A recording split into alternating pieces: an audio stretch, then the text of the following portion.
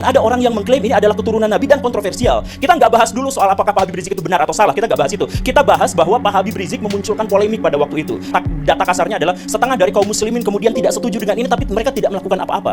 Ketidakberanian, takut kualat, ini keturunan Nabi. Dan kemudian ketika Pak Habib Rizik agak turun dengan cerita-cerita dan drama-drama di media masa itu, muncul sesuatu yang lebih besar.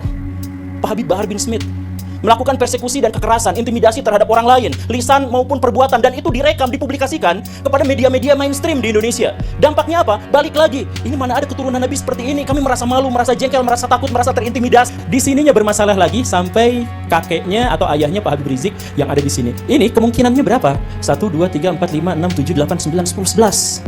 11 itu 1 berbanding 100 miliar. Kemungkinan bahwa nasab ini benar tuh 1 berbanding 100 miliar.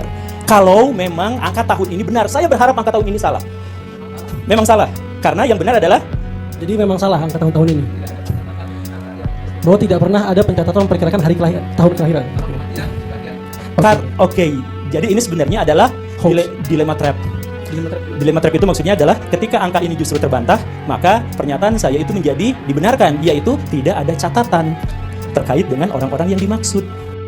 Suplek. 5, 4, 3, 2, 1 and open the door. Orang yang berakal ketika ada buah satu keranjang, banyak buah, ada satu buah yang dianggap busuk, maka orang berakal dia hanya akan buang satu buah yang busuk itu, yang dianggap busuk oleh dia nggak akan buang semua dalam keranjang itu.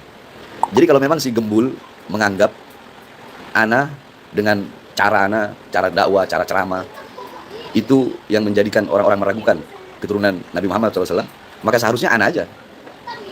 Jadi jangan semua habaib itu dikatakan seperti itu. Kalau memang ana, urusan sama ana yang dianggap kontroversial, ya ana aja. Dan perlu ana jelaskan buat si gembul bahwasanya kasus ana itu ana menganiaya Habib palsu. Itu yang harus gembul tahu. Habib palsu yang apa? Yang mereka nipu di Bali ratusan juta, nipu di mana-mana. Karena ketahuan di Bali, nah saat itu juga. Jadi si gembul ini nggak tahu kalau ana ini yang suka ngehajar Habib-Habib yang nggak bener, Habib-Habib yang dawir, itu ana tukang hajarnya ana. Si gembul harus tahu ini, ana tukang hajar Habib-Habib yang suka dawir, Habib suka nipu. Dan ana dulu bagian tukang ngehajar Habib-Habib palsu.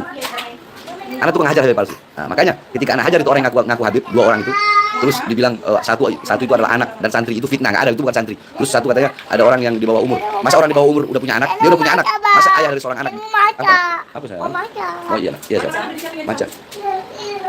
Masa seseorang yang udah punya anak terus bisa dibilang anak? Kalau anak dari ayahnya iya. Tapi orang yang udah punya anak, dia udah nikah kok. Jadi mau dibilang di bawah umur bagaimana? Jadi itu kasus anak.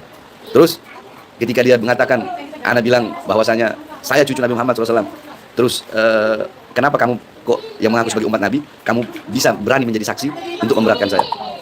Sekarang begini, kita orang meyakini kita sebagai cucu Nabi Muhammad SAW. Itu adalah suatu fakhr, suatu kebanggaan bagi kita. Ya, itu suatu kebanggaan. Wala fakhr, dan itu bukan suatu kesombongan sebagaimana kata Rasulullah, ana sayyidu waladi Adam, wala fakhr. Aku adalah pemimpin daripada seluruh manusia, wala fakhr. Dan aku tidak dan ini bukan merupakan suatu kesombongan, karena suatu kebenaran. Itu yang kedua. Bagaimana Imam Ali Zainal Abidin ketika di hadapan Yazid, beliau membawa nama-nama kakeknya. Ana hafidu Asadul Badri wal Hunain, ana hafidu Asadu man lam yaghfir wala tarfatain. Imam Ali Zainal Abidin membanggakan kakek-kakeknya. Imam Ali Zainal Abidin membanggakan ayahnya. Kakekku adalah seorang singa perang Badar, singa perang Hunain. Kakekku adalah seorang sahabat yang tidak pernah kafir lalu sekedip mata. Itu pernah dilakukan oleh Imam Ali Zainal Abidin. Beliau membawa nama bapaknya, nama kakeknya dengan bangga. Itu begitu. Sama seperti ustadz atau kiai atau gus, mereka berbangga diri dengan abahnya yang kiai, kakeknya yang kiai. Itu kan ada masalah. Gak ada masalah, masalahnya di mana? Sama seperti si guru gembul, dia ya kalau pendapat dia seperti itu, anak nggak ada masalah. Dan ketika Robito Alawiyah negorana kok, bukan? Dulu waktu Habib Zain bin Smith jadi ketua Robito, itu beliau datang ke lapas. Habib Zain bin Smith ketua Robito, terus Habib Muksin OT, sama Habib Abdurrahman Basuro, 3 ini sesepuh habaib datang ke lapas. Mereka nasihatin anak, Beb, kalau ceramah jangan keras-keras, ini torigo kita, torigo Ba'alawi. Dan anak terima itu. Tapi anak dengan jalannya sendiri, anak jadi diri anak sendiri. Anak nggak bisa dibikin-bikin. Ceramah anak keras ya keras. Anak nggak bisa dibikin. Inilah diri anak. Anak nggak mau jadi orang munafik. Karena semua orang punya dakwah itu dengan cara masing-masing. Bagaimana? Guru gembul memang si gembul nggak tahu Rasulullah SAW. Karena Rasulullah idza khataba ihmarat ainahu wa ala sawtu wa isyadda ghadabuhu hatta kanahu kamudri jashin sabahakum masahakum. Emang dia nggak tahu itu. Emang dia nggak tahu bagaimana sejarah para sahabat-sahabat Nabi Muhammad SAW ketika mereka melawan kezaliman? Bagaimana Sayyidina Umar bin Khattab, bagaimana Sayyidina Abu Bakar yang lembut banget, yang terkenal lembut, tetapi kalau udah masalah agama, masalah kezaliman, beliau keluar ketegasannya beliau.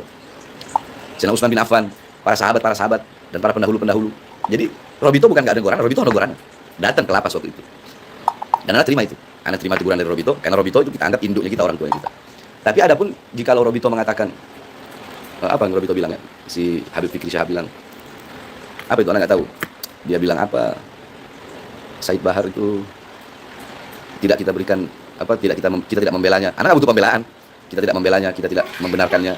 Anda nggak butuh itu juga. Anda nggak butuh itu. Karena Anda jadi diri Anda sendiri. Dan Robito lagi tetap menganggap sebagai orang tua. Jadi Robito mau negor, mau ini itu hanya Robito. Dan kalau untuk teguran bukan hanya dari Robito aja. Dari guru-guru Anda banyak. Tapi tetap Anda jadi diri Anda sendiri.